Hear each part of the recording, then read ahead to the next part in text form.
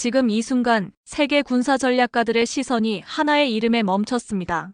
주몽. 신하라 믿었던 그 이름이 이제는 나토 전략 분석 보고서에 실리고 있습니다. 2000년 전 아무것도 없는 벌판 위에서 그는 국가를 설계했고 민족을 통합했으며 제국의 기틀을 만들었습니다. 그리고 지금 그 놀라운 전략이 현대 국제 정치의 교과서가 되고 있습니다. 전 세계를 발칵 뒤집은 주몽 전략의 진실, 지금부터 시작합니다. 본격적인 이야기 들어가기 전에 잠시만요. 주몽에 대한 여러분의 생각을 댓글에 작성해주세요. 또한 이야기 들으시면서 기대가 되신다면 구독, 좋아요로 함께해주세요. 저는 샬럿 앤더슨입니다. 한국에서의 강연이 끝나고 인천공항 라운지에 앉아 있으니 마음이 좀 복잡하네요. 방금 전 고려대학교에서 진행한 고대 전략사상과 현대 적용 강의가 계속 머릿속을 맴돌고 있거든요. 강의실 분위기는 좋았어요. 학생들이 집중해서 들어주고 있었고 제가 준비한 내용도 나름 만족스럽게 전달됐죠. 그런데 강의 중간쯤 뒷자리에 앉은 한 학생이 손을 들었습니다. 교수님, 주몽 같은 인물은 어떻게 봐야 할까요? 우리나라 건국 신화의 주인공인데 전략적 관점에서 분석이 가능한가요? 그 질문을 듣는 순간 저는 웃음이 나왔어요. 주몽은 신화일 뿐이에요. 역사적 실체라기보다는 한민족의 집단 무의식이 만들어낸 영웅 서사죠. 전략 분석의 대상이 되기엔 너무 비현실적입니다. 제가 그렇게 대답하니 학생들이 고개를 끄덕였어요. 당연한 답변이라고 생각했나 봅니다. 그런데 그때 뒷자리에 앉아있던 중년 남성의 표정이 묘하게 굳어지는 걸 봤어요. 50대 정도로 보이는 그 사람은 제 대답을 듣더니 뭔가 불편한 듯 몸을 움츠렸습니다. 하지만 그 순간엔 별로 신경 쓰지 않았어요. 강의실에는 항상 다양한 사람들이 오니까요. 강의가 끝나고 학생들이 하나둘 나가는 동안 저는 노트북을 정리하고 있었습니다. 그런데 그 중년 남성이 천천히 다가오더라고요. 걸음걸이부터가 뭔가 달랐어요. 학생들처럼 성급하지 않고 매우 신중한 느낌이었죠. 안녕하세요, 박준상이라고 합니다. 그가 명함을 건네면서 말했어요. 고대사를 전공하고 있는데요. 오늘 강의 잘 들었습니다. 목소리가 차분했지만 뭔가 단단한 느낌이었죠. 학자 특유의 침착함이랄까요? 아, 반갑습니다. 제가 명함을 받으며 답했어요. 명함에는 고려대학교 사학과 교수라고 적혀 있었습니다. 그제야 왜 강의실에 있었는지 이해가 됐어요. 박준상 교수는 잠시 망설이더니 입을 열었습니다. 교수님 강의 내용에는 전적으로 동감합니다만 주몽에 대한 견해는 좀 다를 수 있겠네요. 그의 표정이 진지해졌어요. 혹시 시간이 되시면 자료 하나를 보여드리고 싶은데요. 저는 궁금했습니다. 어떤 자료이길래 이렇게 신중하게 말하는 걸까요? 어떤 자료인가요? 박준상 교수는 가방에서 얇은 파일을 꺼냈습니다. 파일 겉면이 조금 낡아 보였어요. 이걸 한번 보시죠. 최근에 발굴된 자료인데 주몽의 행적을 다른 시각으로 볼 수 있을 겁니다. 파일을 받아드는 순간 뭔가 묵직한 느낌이 들었어요. 단순한 학술 자료가 아닌 것 같은 느낌 말이에요. 파일을 살짝 펼쳐보니 고대 한자와 번역문이 함께 있었습니다. 이건 뭐죠? 제가 다시 물었어요. 박준상 교수는 잠시 주변을 둘러보더니 목소리를 낮췄습니다. 주몽 전략 비문이라고 부를 수 있을 것 같아요. 집안 지역에서 발견된 건데 기존에 알려진 주몽 서사와는 좀 다른 내용이 담겨 있어요. 신화가 아니라 전략서에 가깝죠. 그 말이 제 머릿속에서 계속 울렸습니다. 전략서라니요. 저는 5년 동안 고대 전략 사상을 연구해왔지만 주몽을 전략가로 본 적은 한 번도 없었거든요. 항상 신화 속 인물 그 이상도 이하도 아니라고 생각했는데 말이에요. 교수님 정말 감사합니다. 자세히 읽어보겠어요. 제가 말하자 박준상 교수가 미소를 지었습니다. 제 연락처도 파일 안에 넣어뒀어요. 궁금한 게 있으면 언제든 연락주세요. 그는 그렇게 말하고 강의실을 나갔습니다. 공항으로 가는 택시 안에서도 그 파일 생각만 났어요. 가방 속에 들어있는 그 자료가 뭔가 제 호기심을 자극하고 있었거든요. 공항 체크인을 하고 보안 검색을 통과하는 동안에도 마음이 그쪽으로 기울어져 있었습니다. 비행기에 탑승하고 나서야 드디어 그 파일을 다시 펼쳤어요. 첫 페이지에 적힌 문구가 눈에 띄었습니다. 활을 쏘되 관역을 맞히지 말고 길을 만들어라. 무슨 뜻인지 모르겠지만 왠지 가슴이 두근거렸어요. 뭔가 철학적이면서도 실용적인 느낌이었거든요. 파일을 넘기면서 점점 더 집중하게 됐습니다. 부여와 졸본의 정치적 역학관계, 주몽의 이동 경로, 세력 형성 과정들이 단순한 신화적 서사가 아니라 치밀한 전략적 사고의 결과물처럼 보이기 시작했거든요. 특히 인물들 간의 관계도가 매우 복잡하고 현실적이었어요. 이상하다. 혼잣말이 나왔습니다. 옆자리 승객이 쳐다볼 정도로 말이에요. 저는 보통 비행기에서 잠을 자거나 영화를 보는데 이번엔 그 자료에서 눈을 떼지 못하겠더라고요. 특히 주몽의 부여 탈출 과정을 분석한 부분이 흥미로웠습니다. 기존 기록에서는 단순히 도망쳤다고 되어 있는데 이 자료에서는 철저히 계획된 전략적 이동이라고 분석하고 있었어요. 탈출 시점, 동반자 선택, 이동 경로 모든 게 우연이 아니라 의도된 것이라는 거죠. 시애틀 도착까지 8시간 동안 저는 그 자료만 보고 있었어요. 중간에 기내식도 제대로 먹지 않고 말이에요. 머릿속에서 뭔가 바뀌고 있다는 걸 느꼈습니다. 지금까지 제가 가져왔던 주몽에 대한 고정관념이 흔들리기 시작한 거죠. 공항에서 집으로 가는 택시 안에서도 계속 생각이 났어요. 만약 주몽이 정말 전략가였다면 그의 행동 하나하나에는 분명한 목적과 계산이 있었을 텐데요. 그리고 그 전략들이 고구려 건국이라는 결과로 이어졌다면 이건 단순한 우연이 아니라 체계적인 기획의 산물일 수도 있겠다는 생각이 들었습니다. 집에 도착해서 현관문을 열면서도 마음이 차분해지지 않았어요. 평소라면 장거리 비행 후 피곤함을 느꼈을 텐데 오히려 더 각성된 느낌이었거든요. 커피를 내리면서도 박준상 교수가 건넨 그 자료가 제 안에서 뭔가를 건드리고 있었어요. 20년간 쌓아온 학자로서의 직감이 말하고 있었습니다. 이건 그냥 넘어갈 일이 아니라고 말이에요. 집에서 사흘을 보내면서 저는 그 자료를 계속 파고들었습니다. 박준상 교수가 준 파일 외에도 관련 논문들을 찾아보기 시작했어요. 온라인 데이터베이스를 뒤지고 도서관에서 빌린 책들을 책상 위에 쌓아놨죠. 부여, 고구려, 졸본의 관계를 들여다보니 생각보다 훨씬 복잡한 정치적 구조가 보이더라고요. 부여는 당시 동북아시아의 강대국이었습니다. 하지만 내부적으로는 왕권 다툼이 치열했어요. 금화왕과 그의 아들들, 그리고 주몽의 아버지로 알려진 해모수 세력 간의 갈등이 있었거든요. 여기서 주목할 점은 주몽이 단순히 왕자였다는 게 아니라 이 복잡한 권력 게임의 핵심 인물이었다는 거예요. 흥미롭네. 저는 노트에 부여의 권력 구조를 그려보면서 중얼거렸습니다. 선으로 연결된 인물 관계도가 점점 복잡해지고 있었어요. 주몽은 부여에서 태어났지만 졸본으로 가서 고구려를 세웠죠. 이 세 지역의 관계를 파악하는 게 핵심이었습니다. 며칠 후 데이비드 리에게 전화를 걸었어요. CIA 출신인 데이비드는 제 연구에 종종 현실적인 관점을 제공해 주거든요. 데이비드, 나 지금 흥미로운 케이스를 분석하고 있는데 의견 좀 들어볼게. 또 무슨 고대 전략 이야기야? 데이비드의 목소리에서 약간의 피로감이 느껴졌어요. 샬럿, 너 요즘 너무 과거에만 빠져있는 거 아니야? 이번엔 뭔데? 주몽이라는 인물인데 기원전 1세기경 동북아시아에서 활동했어. 세계 정치체 사이에서 권력을 재편성한 인물이야. 저는 최대한 객관적으로 설명하려고 했어요. 데이비드가 크게 웃었습니다. 샬럿, 너 지금 미신에 빠졌어? 주몽은 신화 속 인물이잖아. 활 쏘는 영웅이나 하늘에서 내려온 아들 같은 이야기 말이야. 차라리 알렉산더 대왕이나 카이사르를 분석하는 게 낫지 않을까? 그 말에 저는 약간 화가 났어요. 잠깐만, 데이비드. 신화라고 해서 전략적 가치가 없다는 건 아니야. 오히려 신화가 된다는 것 자체가 어떤 전략의 성공을 의미할 수도 있거든. 사람들의 마음을 사로잡는 것도 전략의 일종이잖아. 그래도 팩트는 팩트지. 데이비드가 고집을 부렸어요. 현실에서 검증 가능한 전략을 연구하는 게 맞지 않아? 전화를 끊고 나서 더욱 집중하게 됐습니다. 데이비드의 회의적 반응이 오히려 제 호기심을 자극했거든요. 정말 주몽은 그냥 신화일 뿐일까요? 아니면 그 속에 숨겨진 전략적 통찰이 있는 걸까요? 다음 날 박준상 교수에게 이메일을 보냈어요. 더 많은 자료가 필요하다고, 그리고 현장을 직접 보고 싶다고 말이에요. 교수는 금요일에 답장을 보내왔습니다. 다음 주에 고은비 박사과정생과 함께 집안 지역으로 답사를 갑니다. 함께 가시겠어요? 현장에서 보면 더 많은 걸 느끼실 수 있을 거예요.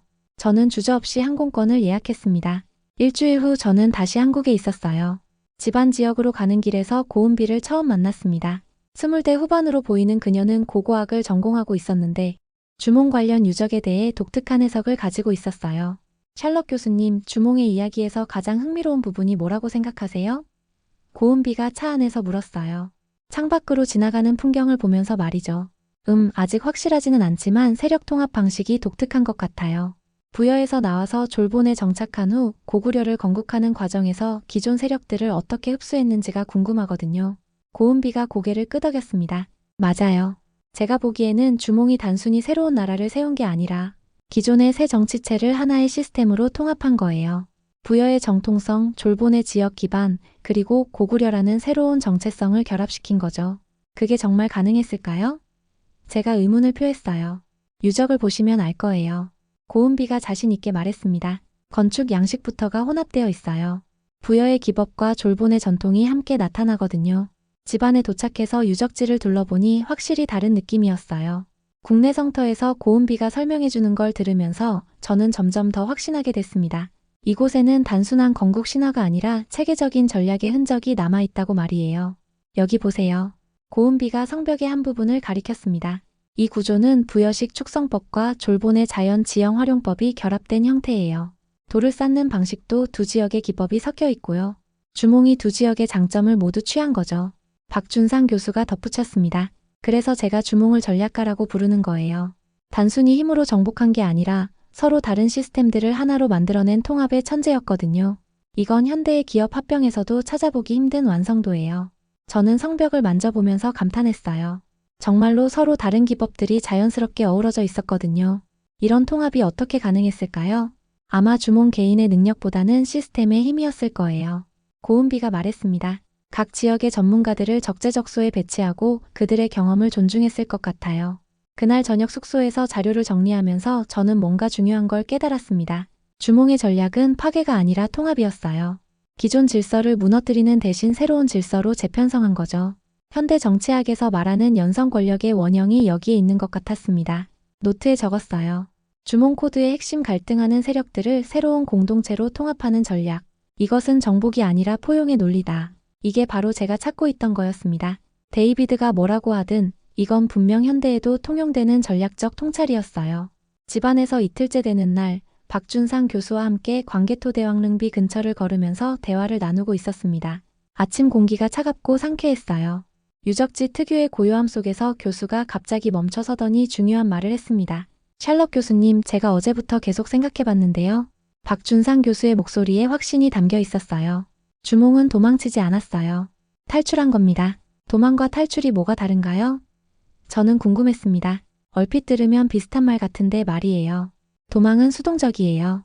상황에 떠밀려서 어쩔 수 없이 피하는 거죠. 하지만 탈출은 능동적입니다. 명확한 목표를 가지고 계획된 행동을 하는 거예요. 교수가 설명하면서 손짓을 했어요. 주몽의 경우를 보면 그는 부여를 떠날 때 이미 다음 단계를 염두에 두고 있었어요. 그 말이 제 머릿속에서 맴돌았습니다. 정말 그럴까요?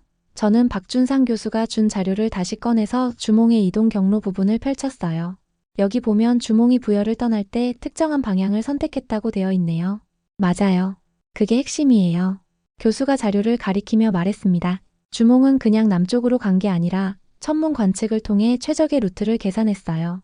당시 계절과 기후, 그리고 정치적 상황까지 모두 고려한 거죠.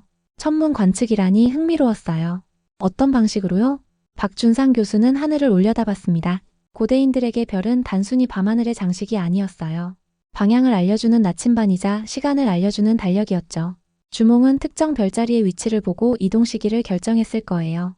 저는 노트에 적기 시작했습니다. 그렇다면 주몽의 부여 탈출은 즉흥적인 결정이 아니라 장기간 준비된 계획이었다는 뜻이네요. 정확해요. 그리고 여기서 더 중요한 건 동반자 선택이에요.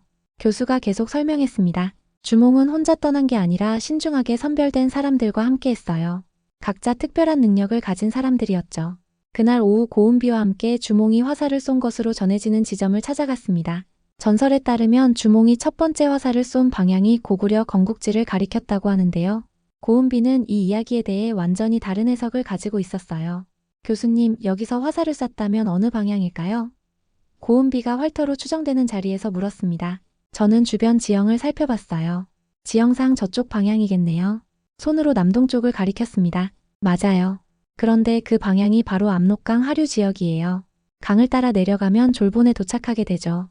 고은비의 눈이 반짝였어요. 이게 우연일까요? 설마 정말 화살로 방향을 정했을까요? 저는 반신반의했어요. 고은비가 고개를 저었습니다. 화살을 쏜 건 사실일 수도 있어요. 하지만 그건 점을 치기 위해서가 아니라 상징적인 의식이었을 거예요. 이미 정해진 목적지를 부하들에게 알려주는 방식이었죠. 그 말이 맞다면 주몽은 정말 치밀한 전략가였네요. 그럼 주몽이 졸본을 선택한 이유가 있었을까요? 당연히 있었을 거예요. 고은비가 자신 있게 답했습니다. 졸본은 부여와 중국 사이의 완충지대였어요. 정치적으로 독립성을 유지하면서도 무역로에 접근할 수 있는 최적의 위치였죠. 저녁에 숙소로 돌아와서 하루 종일 들은 이야기들을 정리해봤어요. 주몽의 부여 탈출이 단순한 도피가 아니라 전략적 후퇴였다는 관점이 점점 설득력 있게 느껴졌습니다. 현대 군사학에서 말하는 계획된 철수와 비슷한 개념이었어요. 노트에 적었습니다. 주몽의 탈출 전략 분석 첫째, 천문 관측을 통한 최적 타이밍 선택. 둘째, 능력 있는 동반자들의 신중한 선별. 셋째, 지정학적으로 유리한 목적지 선정. 넷째, 상징적 의식을 통한 부하들의 동기부여. 이런 요소들을 종합해보면 주몽은 분명 뛰어난 전략가였어요. 그는 위기 상황에서도 냉정함을 유지하면서 장기적인 관점에서 최선의 선택을 했던 거죠. 박준상 교수의 말이 계속 머릿속을 맴돌았습니다. 주몽은 도망친 게 아니라 탈출한 것이다. 이 한마디가 제가 주몽을 보는 시각을 완전히 바꿔놓았어요. 지금까지 저는 주몽을 수동적인 인물로 생각했는데 사실은 매우 능동적이고 계획적인 리더였던 거죠. 다음날 아침 일찍 일어나서 창밖을 바라봤습니다. 집안의 산들이 아침 햇살을 받아 금빛으로 물들어 있었어요. 이 땅에서 2000년 전 한 남자가 자신의 운명을 개척해 나갔다고 생각하니 감동적이었습니다. 휴대폰으로 데이비드에게 메시지를 보냈어요. 데이비드, 주몽에 대한 내 생각이 바뀌고 있어. 이 사람은 정말 전략가였던 것 같아. 특히 위기관리 능력이 탁월했어. 몇 시간 후 답장이 왔습니다. 샬럿, 너 정말 빠져있구나. 그래도 재미있어 보이니까 계속해봐. 하지만 너무 감정적으로 접근하지는 말고. 데이비드의 조언도 일리가 있었어요. 저는 객관성을 유지하면서도 주몽의 전략적 사고를 더 깊이 탐구해보기로 했습니다. 특히 그가 어떻게 새로운 땅에서 세력을 구축했는지가 궁금했어요. 주몽의 활로는 단순히 물리적인 이동 경로가 아니었습니다. 그것은 새로운 가능성을 향한 전략적 선택이었어요. 위기를 기회로 바꾸는 능력, 그것이 바로 주몽이 가진 가장 큰 무기였던 것 같습니다. 집안에서의 마지막 날, 저는 박준상 교수와 고은비와 함께 고구려 초기 유적들을 더 자세히 살펴봤습니다. 그런데 유적을 둘러보면서 한 가지 특이한 점을 발견했어요. 고구려 건국 초기 기록들을 보면 주몽 혼자만의 이야기가 아니라는 거였습니다. 교수님, 여기 보세요. 고은비가 발굴 현장 설명판을 가리키며 말했어요. 주몽과 함께 언급되는 인물들이 정말 많네요. 마리, 협보, 온조 같은 사람들 말이에요. 박준상 교수가 고개를 끄덕였습니다. 바로 그거예요. 주몽의 진짜 능력은 혼자 뭔가를 해낸 게 아니라 사람들을 모으고 그들의 능력을 최대한 발휘하게 만든 거였어요. 저는 흥미로웠어요. 구체적으로 어떤 방식이었나요? 주몽의 인재 등용 방식을 보면 정말 독특해요.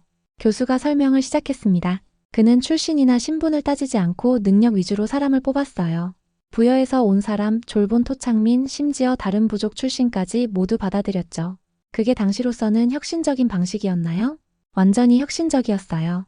고은비가 답했습니다. 보통은 혈연이나 지연을 중시했는데 주몽은 그런 틀을 깨버린 거죠. 실력만 있으면 누구든 중요한 자리에 앉힐 수 있다고 생각했던 것 같아요. 그날 저녁 서울로 돌아오는 기차 안에서 데이비드에게 전화를 걸었어요. 집안에서 느낀 것들을 정리해서 이야기해주고 싶었거든요. 데이비드, 나 정말 흥미로운 걸 발견했어. 또 주몽 이야기야? 데이비드의 목소리에서 웃음기가 섞여 있었어요. 응, 그런데 이번엔 좀 달라. 주몽의 인재 등용 시스템을 보니까 현대 조직 운영과 너무 비슷한 거야. 데이비드가 갑자기 진지해졌습니다. 어떻게? 주몽은 다양한 배경을 가진 사람들을 모아서 하나의 팀으로 만들었어. 그리고 각자의 전문성을 살려서 역할을 분담했고, 이거 CIA에서 하는 방식이랑 똑같지 않아? 전화 너머로 데이비드가 생각하는 소리가 들렸어요. 그렇게 보면 맞네. 우리도 다양한 백그라운드를 가진 요원들을 모아서 팀을 구성하잖아. 각자의 특기를 살려서 작전을 수행하고. 바로 그거야. 주몽의 인재 등용이 현대의 네트워크 기반 조직 운영과 본질적으로 같은 거라고. 데이비드가 흥미로워하는 게 느껴졌어요. 그럼 주몽이 어떻게 그런 사람들을 관리했는데? 그게 더 재미있어. 주몽은 단순히 명령만 한 게 아니라 각자에게 성장 기회를 제공했던 것 같아. 예를 들어 온조 같은 경우는 나중에 백제를 세우게 되잖아. 이건 주몽 밑에서 배운 리더십 노하우가 있었기 때문일 거야. 서울에 도착해서 며칠 더 자료를 조사해봤어요. 특히 소선호에 대한 기록들이 눈에 띄었습니다. 기존에는 단순히 주몽의 부인 정도로만 알려져 있었는데 자세히 보니 그녀의 역할이 훨씬 컸더라고요. 박준상 교수에게 이메일을 보냈습니다. 교수님, 소선호에 대해 더 알고 싶어요. 그녀가 단순한 조력자가 아니라 전략적 동반자였던 것 같은데요. 교수의 답장이 빨리 왔어요. 정확한 관찰이에요. 소선호는 졸본의 토착 세력과 연결고리 역할을 했어요. 주몽이 외부인으로서 정착할 수 있었던 건 그녀의 도움이 컸죠. 더 찾아보니 소선호는 경제적 기반도 제공했더라고요. 졸본 지역의 무역 네트워크를 주몽에게 연결해준 거였어요. 단순한 연애나 정략 결혼이 아니라 진짜 전략적 파트너십이었던 거죠. 이거 완전히 현대적인 개념이네. 혼잣말을 했어요. 주몽과 소선호의 관계는 현대 기업에서 말하는 전략적 제휴와 똑같았어요. 서로 다른 강점을 가진 두 주체가 결합해서 시너지를 만들어낸 거죠. 며칠 후 데이비드와 시애틀 시내 카페에서 만났어요. 제가 정리한 자료들을 보여주면서 설명했습니다. 데이비드, 이것 좀 봐. 주몽의 핵심 인재들 명단이야. 데이비드가 자료를 훑어보더니 놀란 표정을 지었어요. 이거 정말 다양하네. 출신 지역도 다르고 전문 분야도 다르고. 맞아. 마리는 군사 전문가, 협보는 정치 고문, 온조는 행정 담당자 같은 역할이었어. 그리고 소선우는 경제와 외교를 담당했고. 이거 완전히 현대적인 조직 구조잖아? 데이비드가 감탄했어요. 기능별로 전문가를 배치하고 각자의 역량을 최대한 활용하는 거네. 저는 더 흥미로운 점을 이야기했어요. 그런데 여기서 중요한 건 주몽이 이 사람들을 단순히 부하로 본 게 아니라는 거야. 거의 동료나 파트너 수준으로 대했던 것 같아. 어떻게 알 수 있는데? 나중에 이 사람들이 각자 독립적인 세력을 이룬 걸 보면 알 수 있어. 온조는 백제를 세웠고 다른 사람들도 각자의 영역에서 리더가 됐거든. 이건 주몽이 그들에게 리더십을 가르쳤다는 뜻이야. 데이비드가 커피를 한 모금 마시더니 말했어요. 그럼 주몽은 단순히 왕이 아니라 일종의 리더십 코치였다는 얘기네. 정확해. 사람을 기르는 사람이었던 거야. 그래서 고구려가 주몽 사후에도 계속 발전할 수 있었던 거고. 그날 집에 돌아와서 노트에 정리했어요. 주몽의 인재 경영 전략 첫째, 다양성을 추구한다. 둘째, 능력 위주로 선발한다. 셋째, 각자의 전문성을 존중한다. 넷째, 성장 기회를 제공한다. 다섯째, 동반자로 대우한다. 이런 원칙들은 2000년이 지난 지금도 여전히 유효한 것들이었어요. 주몽이 정말 뛰어난 인재 경영자였다는 걸 깨달았습니다. 그는 혼자서는 할 수 없는 일들을 다른 사람들과 함께 해낸 거였어요. 무엇보다 인상적인 건 주몽이 사람들에게 단순히 일자리만 준 게 아니라 꿈과 비전을 제시했다는 점이었어요. 고구려라는 새로운 나라를 함께 만들어간다는 거대한 프로젝트에 참여할 기회를 준 거죠. 그래서 사람들이 기꺼이 따라왔던 것 같습니다. 집안 답사에서 돌아온 지 일주일 후 저는 한국국립중앙박물관을 찾았습니다. 고구려 관련 유물들을 직접 보고 싶었거든요. 특히 박준상 교수가 언급했던 명문기와를 찾아보려고 했어요. 박물관 학예사와 약속을 잡고 수장고를 방문했습니다. 이 기와들이 집안 지역에서 발견된 것들인가요? 제가 물었어요. 네, 맞습니다. 특히 이 기와에 새겨진 문구가 흥미로워요. 학예사가 하나의 기와 조각을 가리켰습니다. 여기 보시면 천하의 주인이라는 의미의 글자가 새겨져 있어요. 저는 돋보기로 자세히 들여다봤어요. 고대 한자로 새겨진 글씨가 선명했습니다. 이게 주몽시대의 것인가요? 추정상 그렇습니다. 그런데 여기서 주목할 점은 이런 문구가 단순한 치장이 아니라는 거예요. 당시에는 문자로 된 메시지가 매우 강력한 정치적 도구였거든요. 박물관을 나오면서 박준상 교수에게 전화를 걸었어요. 교수님, 명문기와를 직접 봤는데 정말 흥미롭더라고요. 주몽이 무력보다는 명분에 의존했다는 말씀의 의미를 좀 더 들을 수 있을까요? 아, 샬럿 교수님. 바로 그거예요.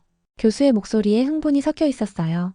주몽의 가장 큰 전략은 사람들의 마음을 사로잡는 것이었어요. 칼로 정복하는 게 아니라 이야기로 정복한 거죠. 이야기로 정복한다는 게 무슨 뜻인가요? 주몽은 자신의 정통성을 입증하기 위해서 신화적 서사를 만들어냈어요. 하늘의 아들, 아래서 태어난 영웅, 신비한 능력을 가진 왕 같은 이미지들 말이에요.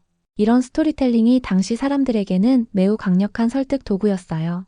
다음날 고은비와 함께 다시 만났습니다. 서울 시내 카페에서 주몽의 스토리텔링 전략에 대해 더 이야기해보고 싶었거든요. 고은비 씨, 주몽 신화가 정치적 목적으로 만들어졌다고 보시나요? 고은비가 고개를 끄덕였어요. 어느 정도는 그렇다고 봐야죠. 하지만 완전히 허구는 아니었을 거예요. 실제 주몽의 업적들을 신화적으로 포장한 거죠. 그럼 주몽 본인이 직접 그런 이야기들을 만들어낸 건가요? 아마 주몽과 그의 참모들이 함께 만들어냈을 거예요. 특히 소선호 같은 사람의 역할이 컸을 것 같아요.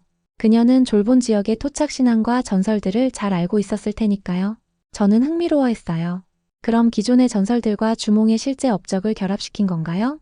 정확해요. 예를 들어 활 잘 쏘는 영웅이라는 모티프는 동북아시아 지역에 원래 있던 전설이에요. 주몽이 그걸 자신의 이야기로 가져온 거죠. 실제로 활을 잘 쐈을 수도 있고요. 며칠 후 박준상 교수를 다시 만났어요. 이번에는 그의 연구실에서 더 자세한 자료들을 보여달라고 했거든요. 교수님, 명분 전쟁이라는 개념이 정확히 뭔가요? 박준상 교수가 책상 위의 자료들을 정리하면서 말했어요. 명분 전쟁은 물리적 전쟁보다 더 중요해요. 사람들의 마음속에서 벌어지는 싸움이거든요. 누가 더 정당한 지배자인지, 누구를 따라야 하는지를 두고 벌이는 경쟁이죠. 주몽이 그런 전쟁에서 승리할 수 있었던 이유가 뭘까요? 주몽은 기억의 설계자가 되었기 때문이에요. 교수의 표현이 인상적이었어요. 그는 사람들이 자신을 어떻게 기억할지를 미리 계획했어요. 단순한 정복자가 아니라 구원자, 건국의 아버지로 기억되도록 만든 거죠. 기억의 설계자라니 멋진 표현이네요. 그게 바로 주몽의 천재성이에요. 현재의 승리뿐만 아니라 미래의 평가까지 고려한 거거든요. 그래서 2000년이 지난 지금까지도 우리가 주몽을 기억하고 있는 거예요. 그날 저녁 데이비드에게 전화를 걸어서 하루 종일 들은 이야기들을 정리해서 들려줬어요. 데이비드, 주몽의 전략 중에서 가장 인상적인 게 스토리텔링이야. 스토리텔링? 그게 전략이 될 수 있어? 물론이지. 사람들은 논리보다는 감정으로 움직이잖아. 주몽은 그걸 정확히 알고 있었던 거야. 자신에 대한 강력한 이야기를 만들어서 사람들의 마음을 사로잡은 거지. 데이비드가 생각해보더니 말했어요. 그럼 현대의 브랜딩과 비슷한 개념이네. 정확해. 주몽은 자신을 하나의 브랜드로 만든 거야. 그리고 그 브랜드가 고구려라는 국가 브랜드의 기초가 된 거고. 며칠 후 고은비와 다시 만나서 더 깊이 있는 대화를 나눴어요. 이번에는 주몽 신화가 일반 백성들에게 어떤 의미였는지 궁금했거든요. 고은비 씨, 당시 백성들이 정말 주몽 이야기를 믿었을까요? 믿었다기보다는 받아들였다고 보는 게 맞을 것 같아요. 고은비가 신중하게 답했어요. 그들에게는 진위 여부보다는 희망이 더 중요했을 거예요. 희망이요? 네. 주몽 이야기는 평범한 사람도 영웅이 될 수 있다는 메시지를 담고 있어요. 어려운 상황에서도 포기하지 않으면 기적을 만들 수 있다는 거죠. 백성들이 그런 메시지에 공감했을 거예요. 저는 깨달았어요. 주몽 신화는 단순한 프로파간다가 아니라 사람들에게 정체성과 자긍심을 주는 도구였던 거예요. 고구려 백성들은 주몽의 후손이라는 생각으로 자부심을 가질 수 있었을 거고요. 그날 밤 노트에 정리했습니다. 주몽의 명분 전략 첫째, 강력한 개인 브랜드를 구축한다. 둘째, 기존 전설과 실제 업적을 결합한다. 셋째, 사람들에게 희망과 자긍심을 제공한다. 넷째, 미래의 평가까지 고려한 장기적 관점을 유지한다. 주몽은 정말 탁월한 커뮤니케이터였어요. 그는 무력보다 강한 무기가 바로 사람들의 마음이라는 걸 알고 있었던 거죠. 그래서 칼 대신 명분을 선택했고 그 선택이 천년 왕조의 기초가 된 거였어요. 현대 정치학에서 말하는 소프트 파워의 원형이 바로 여기에 있었던 것 같습니다. 주몽은 2000년 전에 이미 문화와 이야기의 힘을 이해하고 있었던 거예요. 박준상 교수로부터 새로운 자료를 받은 날 저는 정말 충격을 받았습니다. 고구려 건국 초기 인구 구성에 대한 분석 자료였는데 제가 지금까지 알고 있던 상식과는 완전히 달랐거든요. 교수님, 이 자료가 정확한 건가요? 저는 전화로 물었어요. 고구려가 처음부터 다민족 국가였다는 게 맞나요? 네, 맞습니다. 고구려는 건국 당시부터 부여족, 예족, 맥족, 그리고 한족 일부까지 포함하는 다민족 연합체였어요. 교수의 설명이 계속됐습니다. 주몽이 단일 민족을 통합한 게 아니라 서로 다른 민족들을 하나의 국가로 만들어낸 거였죠. 저는 놀라움을 감출 수 없었어요.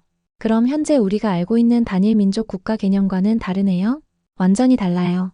주몽의 고구려는 현대적 의미의 다문화 국가에 가까웠어요. 각 민족의 전통과 문화를 인정하면서도 하나의 정치체로 통합한 거죠. 이 정보가 너무 흥미로워서 바로 데이비드에게 전화를 걸었어요. 데이비드, 정말 놀라운 걸 발견했어. 주몽의 고구려가 다민족 국가였다는 거야. 뭐, 정말?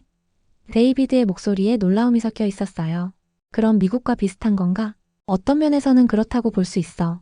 서로 다른 배경의 사람들이 모여서 새로운 정체성을 만들어낸 거니까. 데이비드가 잠시 생각하더니 말했어요. 그럼 미국도 주몽식 전략으로 탄생했단 말이야? 이민자들을 받아들여서 하나의 국가로 만든 거잖아. 그 말이 전곡을 찔렀어요. 맞아, 본질적으로는 같은 원리야. 다양성을 통합의 힘으로 바꾸는 거지. 다음날 고은비와 만나서 이 주제에 대해 더 깊이 이야기해봤어요. 서울 시내 한 조용한 카페에서 만났는데 고은비는 이미 관련 자료들을 준비해왔더라고요.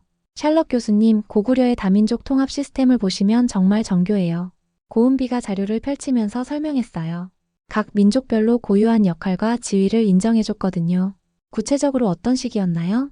예를 들어 부여족은 주로 정치와 군사를 담당했고 예족은 농업과 수공업, 맥족은 상업과 교역을 맡았어요. 각자의 전문성을 살린 거죠.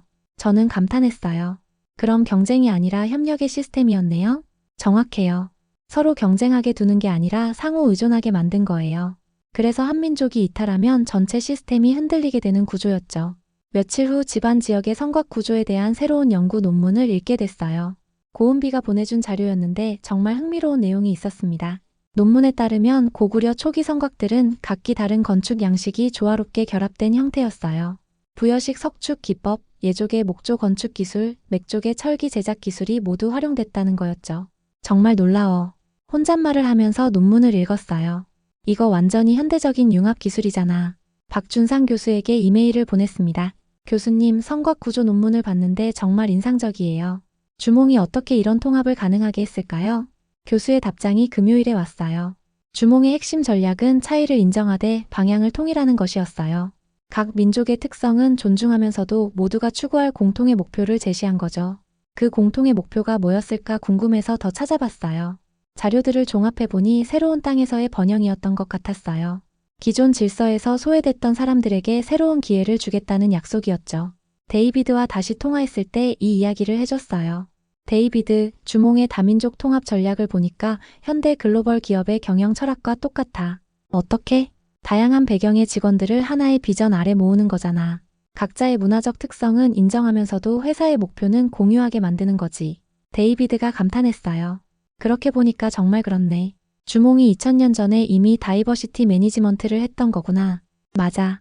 그리고 그게 성공한 이유는 단순히 관용 때문이 아니라 전략적 계산 때문이었던 것 같아. 다양한 민족의 장점들을 결합하면 더 강한 시너지가 나온다는 걸 알고 있었던 거지. 주말에 혼자 자료들을 정리하면서 깨달은 게 있었어요. 주몽의 다민족 통합은 단순히 관용이나 포용의 문제가 아니었어요. 그것은 철저히 계산된 전략이었거든요. 당시 동북아시아는 여러 민족들이 경쟁하고 갈등하던 시대였어요. 주몽은 그 갈등 구조를 근본적으로 바꿔버린 거였죠. 경쟁하게 두는 대신 협력하게 만들고 배제하는 대신 포함시킨 거예요. 노트에 적었습니다. 주몽의 다민족 통합 전략 첫째, 차이를 인정하되 방향을 통일한다. 둘째, 각 집단의 전문성을 활용한다. 셋째, 상호 의존 구조를 만든다. 넷째, 공통의 비전을 제시한다. 다섯째, 새로운 정체성을 창조한다. 이런 원칙들은 현대 사회에서도 여전히 유효한 것들이었어요. 다문화 사회, 글로벌 기업, 국제기구 운영에서도 똑같이 적용할 수 있는 원칙들이었거든요. 주몽이 이룬 불가능한 통일은 단순히 영토적 통합이 아니었어요. 그것은 서로 다른 문화와 민족을 하나의 공동체로 만들어낸 문화적, 사회적 통합이었죠. 그리고 그 통합의 힘이 고구려를 700년 동안 지속시킨 원동력이 됐던 것 같습니다. 현대에 와서 우리가 다시 주목해야 할 건 바로 이 부분인 것 같아요. 주몽은 이미 2000년 전에 다양성의 힘을 이해하고 있었고 그것을 국가 건설의 기초로 삼았던 거니까요. 주몽 연구를 시작한 지 한 달이 지나면서 저는 점점 더 깊은 의문에 빠져들었습니다. 주몽이 단순히 고구려를 세운 것에 그치지 않고 그 이후까지 내다본 전략가였다는 사실을 깨닫게 됐거든요. 박준상 교수와 함께 고구려 역사 전반을 살펴보던 중 한 가지 놀라운 사실을 발견했어요. 주몽 사후 고구려가 멸망하지 않고 오히려 더욱 강해졌다는 점이었습니다. 교수님, 보통 건국자가 죽으면 혼란이 오기 마련인데 고구려는 오히려 더 발전했네요? 박준상 교수가 자료를 가리키며 설명했어요. 바로 그게 주몽의 진짜 천재성이에요. 그는 자신이 죽은 후에도 시스템이 돌아갈 수 있도록 미리 준비해놨거든요. 구체적으로 어떤 준비를 했나요? 주몽은 권력을 분산시켰어요. 한 사람에게 모든 걸 맡기지 않고 여러 사람이 서로 견제하면서도 협력할 수 있는 구조를 만든 거죠. 그리고 각자에게 충분한 교육과 경험을 쌓게 해줬고요. 그 말을 듣고 저는 흥미로워졌어요. 그럼 주몽은 처음부터 자신의 후계자들을 염두에 두고 있었다는 뜻인가요? 정확해요. 주몽이 키워낸 사람들을 보세요. 유리왕, 온조, 비류, 연타발 같은 인물들이 모두 각자의 영역에서 뛰어난 리더가 됐잖아요. 이건 우연이 아니에요. 며칠 후 고은비와 만나서 이 주제를 더 깊이 파고들었어요. 서울국립중앙도서관에서 만나서 고구려 계승 구조에 대한 자료들을 함께 살펴봤습니다. 고은비 씨, 주몽이 후계자 양성에 특별한 방법이 있었을까요? 고은비가 고개를 끄덕였어요. 있었을 거예요. 주몽은 단순히 아들만 키운 게 아니라 다양한 인재들을 동시에 키웠거든요. 그리고 각자에게 실질적인 경험을 쌓게 해줬고요. 실질적인 경험이요? 네. 예를 들어 온조에게는 남쪽 지역 경영을 맡겼고 비류에게는 서쪽 지역을 담당하게 했어요. 실제로 통치해보게 한 거죠. 그래서 나중에 독립했을 때도 성공할 수 있었던 거고요. 저는 감탄했어요. 그럼 주몽은 일종의 경영자 육성 프로그램을 운영했던 셈이네요? 그렇게 볼 수 있어요. 현대 기업의 리더십 개발 프로그램과 본질적으로 같아요. 이론만 가르치는 게 아니라 실제 책임을 맡겨서 경험하게 하는 거니까요. 그날 저녁 데이비드에게 전화를 걸어서 하루 종일 발견한 내용들을 이야기했어요. 데이비드, 주몽의 리더십 개발 시스템이 정말 현대적이야. 어떻게? 주몽은 자신의 후계자들을 체계적으로 키웠어. 각자에게 실제 영토와 백성을 맡겨서 통치 경험을 쌓게 한 거야. 그래서 주몽이 죽은 후에도 고구려가 계속 발전할 수 있었던 거지. 데이비드가 흥미로워했어요. 그럼 주몽은 단기적인 성공이 아니라 장기적인 지속 가능성을 생각했던 거네. 정확해. 그리고 더 놀라운 건 그가 키운 사람들이 나중에 각자 독립해서도 성공했다는 거야. 온조는 백제를 세웠고 다른 사람들도 각자의 영역에서 리더가 됐거든. 일주일 후 박준상 교수를 다시 만났어요. 이번에는 고구려와 발해의 관계에 대해 궁금한 게 있었거든요. 교수님, 고구려가 멸망한 후 발해가 그 전통을 이어받았다고 하는데 주몽의 영향이 그때까지 이어졌을까요? 교수의 표정이 약간 아쉬워 보였어요. 그게 안타까운 부분이에요. 고구려와 발해 사이에는 시간적 공백이 있어서 직접적인 계승 관계를 입증하기가 어려워요. 하지만 발해의 통치 시스템을 보면 고구려의 영향이 분명히 있었던 것 같아요. 어떤 부분에서요? 다민족 통합 방식이나 지방 분권 시스템 같은 것들이요. 발해도 고구려처럼 여러 민족을 포용하는 국가였거든요. 그리고 중앙과 지방의 권력 균형도 고구려와 비슷했고요. 저는 아쉬움을 느꼈어요. 그럼 주몽의 전략적 유산이 완전히 사라진 건 아니지만 명확한 연결고리는 끊어진 셈이네요. 그렇다고 볼 수 있어요. 하지만 그게 오히려 주몽의 위대함을 보여주는 것 같아요. 직접적인 계승자가 없었음에도 불구하고 그의 아이디어들은 계속 살아남았거든요. 그날 밤 집에서 혼자 생각해봤어요. 주몽이 정말 대단한 건 단순히 나라를 세운 게 아니라 후계자들을 제대로 키워낸 것 같았어요. 그리고 그 후계자들이 각자의 길에서 성공할 수 있도록 충분한 능력과 경험을 제공했던 거죠. 현대 기업들이 추구하는 지속 가능한 경영의 핵심도 바로 이거예요. 창업자 개인의 능력에만 의존하지 않고 시스템과 인재를 통해 조직이 계속 발전할 수 있도록 만드는 거죠. 노트에 정리했습니다. 주몽의 계승자 육성 전략. 첫째, 다양한 인재를 동시에 키운다. 둘째, 실제 책임을 맡겨 경험하게 한다. 셋째, 각자의 개성과 장점을 살려준다. 넷째, 독립할 수 있는 능력까지 길러준다. 다섯째, 시스템이 개인을 넘어서도록 설계한다. 고은비에게 문자를 보냈어요. 주몽 연구하면서 느끼는 건데 그는 정말 미래를 내다본 전략가였던 것 같아요. 자신이 직접 보지 못할 미래까지 준비했던 거니까요. 고은비의 답장이 금방 왔어요. 맞아요. 그래서 주몽을 단순한 건국자가 아니라 미래 설계자라고 부르고 싶어요. 그가 만든 시스템과 키운 사람들이 몇 세대에 걸쳐 영향을 미쳤으니까요. 주몽의 가장 큰 업적은 고구려를 세운 것이 아니라 고구려가 자신 없이도 계속 성장할 수 있는 기반을 만든 것 같았어요. 그리고 그가 키운 인재들이 각자의 영역에서 또 다른 성공을 이룰 수 있도록 도와준 것이죠. 이건 정말 현대적인 관점에서도 배울 점이 많은 리더십이었어요. 자신의 성공에만 집중하는 게 아니라 다음 세대의 성공까지 책임지는 리더십 말이에요. 주몽은 2000년 전에 이미 그런 리더십을 실천하고 있었던 거죠. 한 달 반의 연구 끝에 저는 드디어 결론에 다다르고 있었습니다. 시애틀의 제 연구실에서 지금까지 모은 모든 자료들을 책상 위에 펼쳐놓고 마지막 정리 작업을 하고 있었어요. 박준상 교수가 처음 건넨 그 파일부터 시작해서 수많은 논문, 현장 답사 자료, 인터뷰 내용들까지 모든 게 한눈에 들어왔습니다. 이건 그냥 전설이 아니야.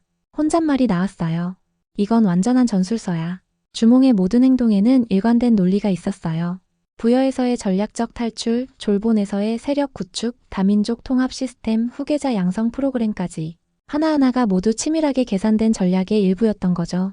저는 컴퓨터를 켜고 최종 보고서 작성을 시작했습니다. 제목부터 고민됐어요. 어떤 제목이 이 모든 내용을 포괄할 수 있을까요? 그때 스마트폰이 울렸어요. 박준상 교수에게서 온 메시지였습니다. 샬럿 교수님, 연구 마무리는 잘 되어 가나요? 궁금한 게 있으면 언제든 연락주세요. 저는 바로 전화를 걸었어요. 교수님, 정말 감사해요. 덕분에 엄청난 발견을 했어요. 어떤 발견이죠? 주몽이 단순한 신화적 영웅이 아니라 체계적인 전략가였다는 확신이 서요. 그의 모든 행동이 하나의 일관된 전략 체계를 이루고 있어요. 박준상 교수의 목소리에서 만족감이 느껴졌어요. 드디어 깨달으셨군요. 처음 강의실에서 만났을 때부터 교수님이라면 분명 이해하실 거라고 생각했어요. 교수님께서 왜 저에게 그 자료를 주셨는지 이제 알 것 같아요. 그럼 이제 마지막 질문을 하나 드릴게요. 교수의 목소리가 진지해졌어요. 교수님은 지금 뭘 하고 계신 거라고 생각하세요? 저는 잠시 생각해봤어요. 주몽의 전략을 분석하고 있죠. 맞아요. 하지만 그게 다가 아니에요. 교수가 의미심장하게 말했습니다. 교수님은 지금 역사를 재해석하고 계세요.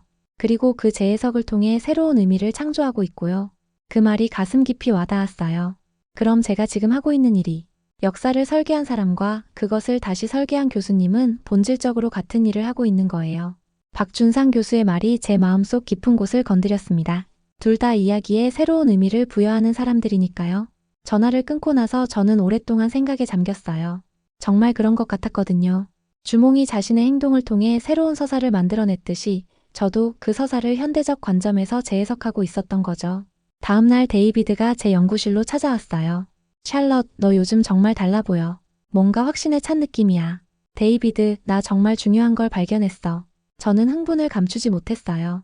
주몽은 그냥 고대의 왕이 아니라 현대에도 통용되는 전략 원칙들을 가지고 있었어. 예를 들어, 위기를 기회로 바꾸는 능력, 다양성을 통합의 힘으로 만드는 기술, 사람을 키우고 시스템을 만드는 리더십까지. 이 모든 게 현대 경영학이나 정치학에서 강조하는 핵심 개념들이야. 데이비드가 고개를 끄덕였어요. 그럼 주몽 코드라는 게 정말 존재하는 셈이네. 바로 그거야. 저는 책상을 탁 쳤어요. 주몽 코드. 그게 내 보고서 제목이야. 그날 저녁부터 저는 본격적으로 글쓰기에 들어갔어요. 제목은 이미 정해졌습니다. 주몽 코드 고대 한국의 전략 원칙 서론부터 차근차근 써내려갔어요. 이 보고서는 단순히 고대 인물에 대한 연구가 아니다. 그것은 시대를 초월한 전략적 통찰에 대한 탐구다. 주몽이라는 인물을 통해 우리는 리더십, 혁신, 통합, 지속 가능성에 대한 근본적인 질문들에 답할 수 있다. 며칠 동안 밤잠을 설쳐가며 보고서를 완성했어요.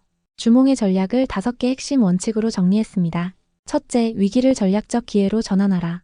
둘째, 다양성을 통합의 원동력으로 활용하라. 셋째, 스토리텔링으로 사람들의 마음을 사로잡아라. 넷째, 시스템을 구축하여 개인을 넘어서게 하라. 다섯째, 미래의 리더들을 체계적으로 육성하라. 보고서를 다 쓰고 나서 고은비에게 초안을 보냈어요. 며칠 후 그녀에게서 긴 메일이 왔습니다. 샬럿 교수님, 보고서 정말 감동적이에요. 특히 마지막 부분에서 한 사람의 이야기에서 한 나라가 시작되었고 그 나라의 정신이 1000년을 이어갔다고 쓰신 부분이 인상 깊어요. 주몽을 단순한 과거 인물이 아니라 현재도 살아있는 전략적 영감으로 바라본 시각이 훌륭합니다. 박준상 교수에게도 완성된 보고서를 보냈어요. 교수는 전화로 감상을 들려줬습니다. 샬럿 교수님, 정말 훌륭한 연구예요. 특히 주몽의 전략을 현대적 언어로 번역해낸 부분이 뛰어나요. 이제 주몽은 더 이상 신화 속 인물이 아니라 구체적인 전략 사례가 됐네요. 교수님 덕분이에요. 처음에 그 자료를 주지 않으셨다면 이런 발견은 불가능했을 거예요. 아니에요. 암호를 푸는 건 결국 교수님이 하신 일이에요. 저는 그냥 단서를 제공했을 뿐이고요. 보고서 발표 준비를 하면서 저는 깨달았어요. 이 연구가 단순히 학술적 성과에 그치지 않을 거라는 걸 말이에요. 주몽 코드는 현대의 리더들에게도 실질적인 도움을 줄 수 있는 전략 체계였거든요. 데이비드가 마지막 검토를 도와주면서 말했어요. 샬럿, 이 보고서는 단순한 역사 연구가 아니야. 완전히 새로운 리더십 매뉴얼이라고 봐야겠어. 그렇게 될 수 있다면 좋겠어. 주몽의 지혜가 현대에도 도움이 된다면 말이야. 보고서를 최종 제출하는 날, 저는 감회가 새로웠어요.